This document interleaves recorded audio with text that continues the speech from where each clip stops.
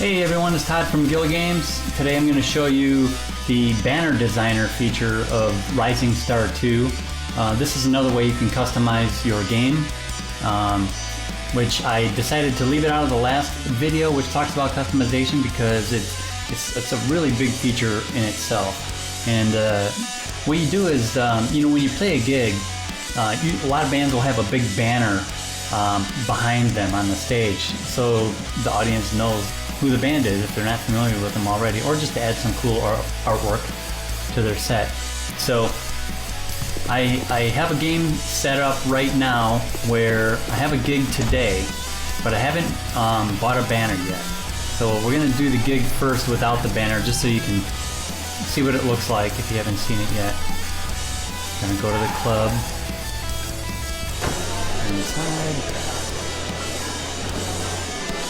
You see the club's filled with people. Have a good gig. Gives you a little encouragement. Alright. Go to the stage door. Now you have to, whenever you play a gig, you have to make a set list. And right now, I don't really care what the order is, but there is some strategy in creating a set list to try to maximize the audience reaction. And you can see here, this is where you would choose your banner. But I don't have any banners. They can be designed and bought at print shops. I don't have any yet. So I'm just going to start the gig. Oops. There we go. Okay, so you see the gig being played with your characters, the way you have them dressed, and their instruments that you have equipped for their performance. And over here, it shows which song's currently being played, kind of at an abstract level. It would take too long for a gig if we actually sat through full songs. And then while each song is being played, you can see the audience interest level going up or down and how much energy they have. And this is where the strategy for creating a set list comes into play, which, again, I didn't really care about, because all I wanted to see was, there's no banner. You just have a plain brick wall back here. And of course, this is a tiny little club, hole in the wall. One of the first gigs that you'll ever get.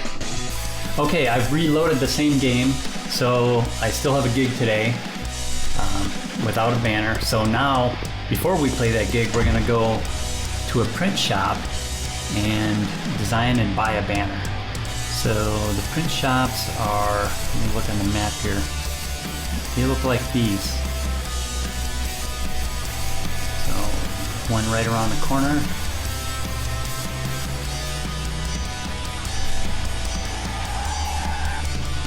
There we go. Go inside.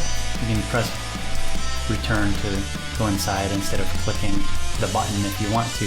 Also, if you're not familiar yet, the print shop is also where you buy band t-shirts. So sure, let's buy some band t-shirts for $5 each. And you get those immediately. You don't have to design them. It's just kind of an abstract idea, I guess. But the banner here, this is where you actually design it. And there's a lot of options here. By default, you are editing your band name element, which you can, and the cloth color, you can change the cloth color of the banner. Let's make it black. And you can change the color of the band name. So let's see here. You can make it all caps. Now, you can change the font. There's currently 123 fonts. I may add some more before the game is released in August. But you see, some of the fonts have upper and lower case. If you want it to be all caps, you can click that. Now, some fonts are all caps, so you don't have a choice. See, there's no difference on that one. Sometimes, if you have a band name that has more than one word in it, it'll automatically split it into two lines unless you choose one line. Then you can force it to be all in one line. I'm going to actually do that. You can move it left and right, top and bottom, scale it, rotate it a little bit if you want. And if you are using multiple lines, you can adjust the line spacing. If you have one line, that doesn't really affect it. And you can adjust letter spacing.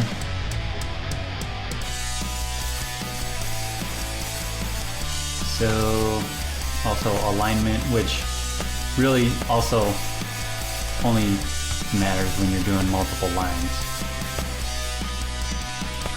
I'm gonna go one line, and I'm gonna use those colors, but now the coolest thing about this, you can add artwork, design elements, and there's a lot of different categories, and within these categories are, you know, several different icons. And I'm gonna double click there.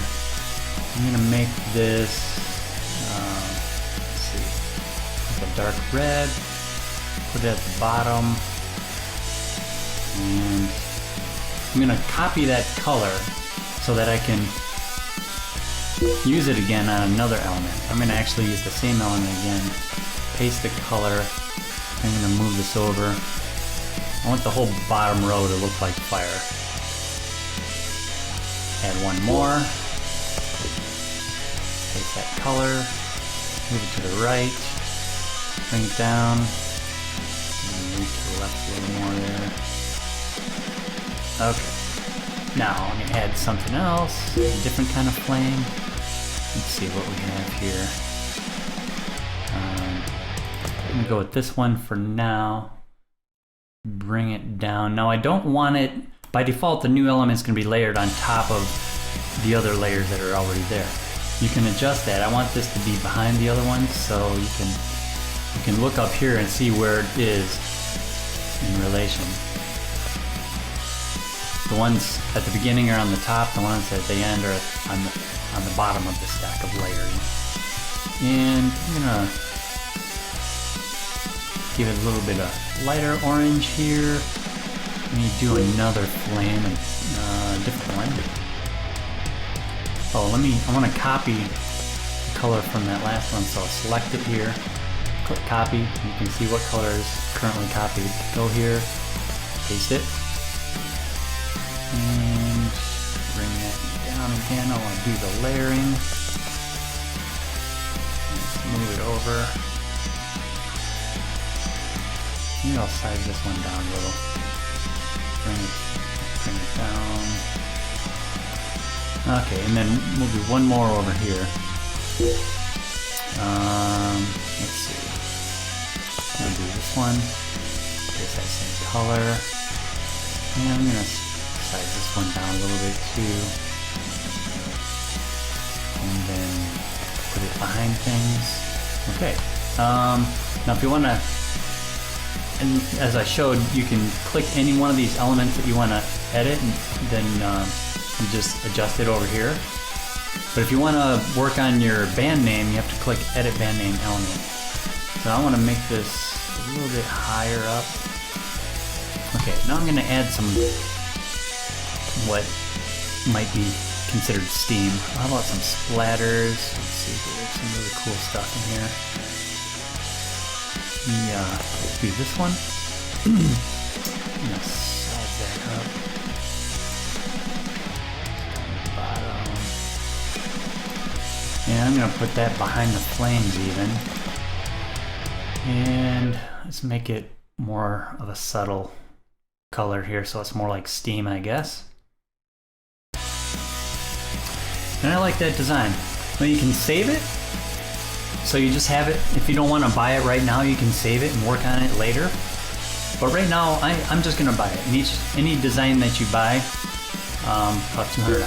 So yes, but in order to buy it, you have to save it first. So I'm just going to call this Flames. You can call it whatever you want.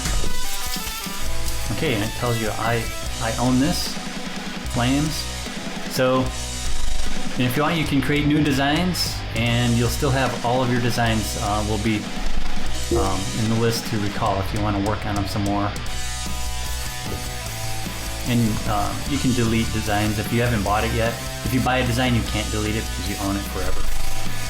Okay, let's get out of here and go to our gig, which is right here. If you have a gig on any given day, the mini map will have a green star rotating around it. So no matter what destination you have selected, you always remember which one you have the gig at. Let's go over there. It's right around the corner. Oop. I did a horrible parking job. Let me just back in. Okay, there we go.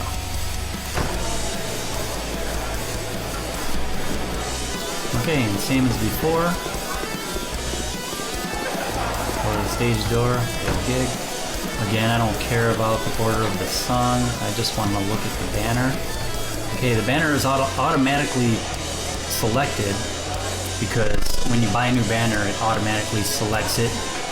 So if you own more than one banner, you can click here and choose which one you want to use, or no banner. And just use the Flames one that we just bought. Start the gig. And there it is. The banner in all its glory. The mighty meat steam.